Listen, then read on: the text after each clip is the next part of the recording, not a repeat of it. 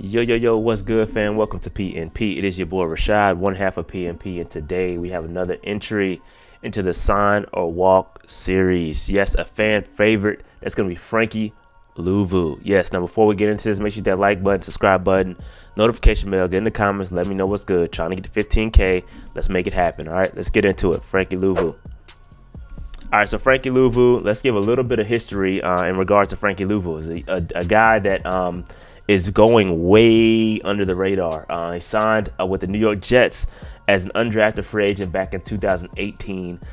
He was signed to the practice squad and then waived, signed to the practice squad, blah, blah, blah. They went back and forth with the Jets.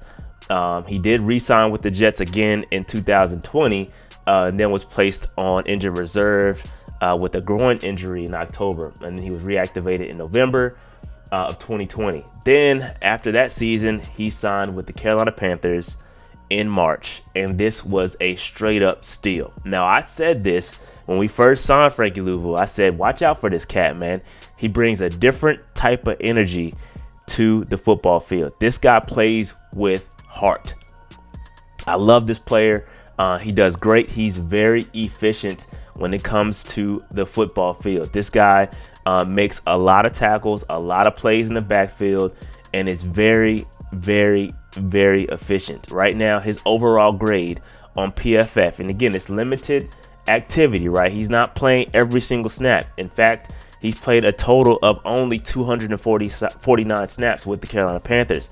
But when he's on the field, fam, he is efficient. All right, he got an 84.8 grade with PFF. He had a total of 11 pressures, 2 sacks, 1 hit, 8 quarterback hurries, a batted pass, 21 tackles. Okay, so he's really, really, really efficient. A really efficient player and flying way under the radar. Now let's go ahead and get into these different categories. Again, if you're new to the Sign or Walk series, we go through 5 different categories and then make our determination based off of those five categories, and maybe a couple other things like intangibles. All right, intangibles is not on this. Maybe I need to add that to the list, but intangibles is something you just can't measure, and it's hard to kind of.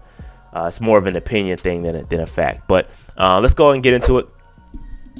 Age, yes, he checks the age box. He is only 25 years old, and I have no problem with him at all. 25 years old, I'll take that all day, every day, in his prime. Position of value, yeah, it depends where you look at his position. All right, he's an edge rusher, but he also is a rotational edge rusher. So technically, his position isn't necessarily valuable. If he moves into that starting role, he becomes more valuable, and then he also plays special teams. So if you combine everything that he does as an individual, I think he is valuable to a roster. But at the end of the day, we'll talk about later whether his production can be replaced or not. But yeah, I think he. At the edge rusher position, if he was a starter, he would be a valuable player that is needed on the roster.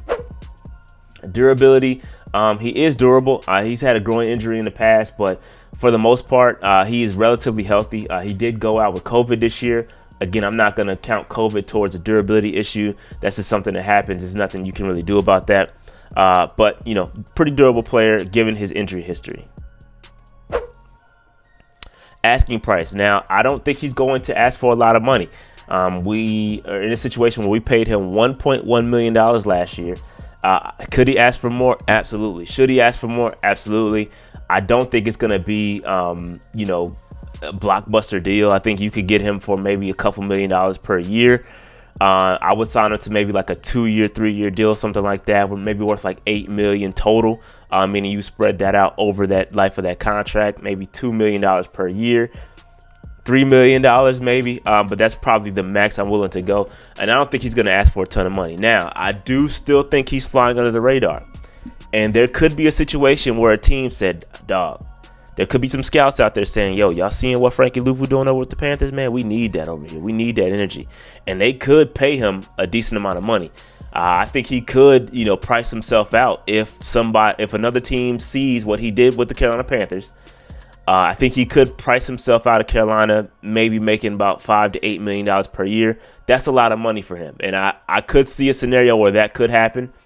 And I wouldn't be willing to pay him that much. I think at that point you price yourself out. But at the end of the day, I think he's still flying under the radar, and I think that we should be able to retain him at a cheap price.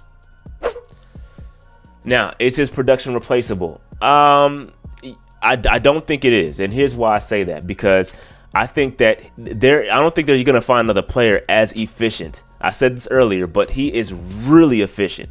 I don't think you're going to find another player as efficient as Frankie Luvu. When he comes on the field, he makes an immediate impact. Tackles for loss, sacks.